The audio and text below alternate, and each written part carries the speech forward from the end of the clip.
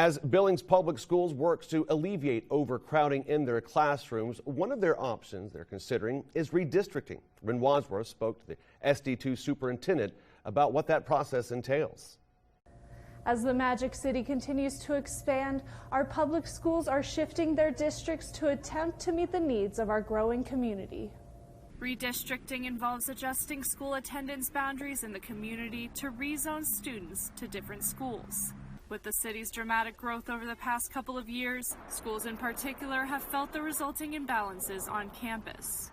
The district hopes that redistricting Billings will give relief to overburdened schools, particularly on the West End, by shifting where students will go to school in the future. Then we want to make sure that we keep clean feeder patterns, so elementary A and B feed middle school A, and we don't cross over, and we try to get as much as we can for people living in the neighborhood to give them a little more flexibility as far as openings are concerned, instead of it always being closed and I can't go to school here and I can't go to school here. And so it just becomes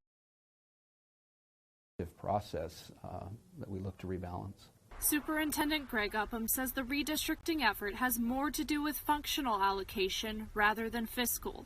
If you have overcrowding in your schools, it's you have staffing issues, you have room issues. You know, in elementary schools specifically, the gym is the lunchroom, and so you've just got a lot of people in a lot of different areas, and so you just want to spread that out so the buildings are utilized better and people aren't on top of each other, and you have access to classrooms if you move into that neighborhood and those types of things. So that's what you're after. Redistricting is common for districts and usually happens every 5 to 7 years. But Billings Public Schools hasn't seen one since 2013 after the new middle schools were built and the process was slowed by COVID-19. A process that the district is hoping the community will be engaged with. Upham says he wants to make sure all stakeholders and parents have a voice in the redistricting discussions and is encouraging feedback from Billings. SD2 is accepting comments through the school district's general feedback form until January 15th.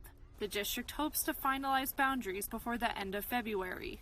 The redistricting effort highlights just how far Billings Public Schools have come, all the way down to their office in the Lincoln Center, the first permanent school structure in the city.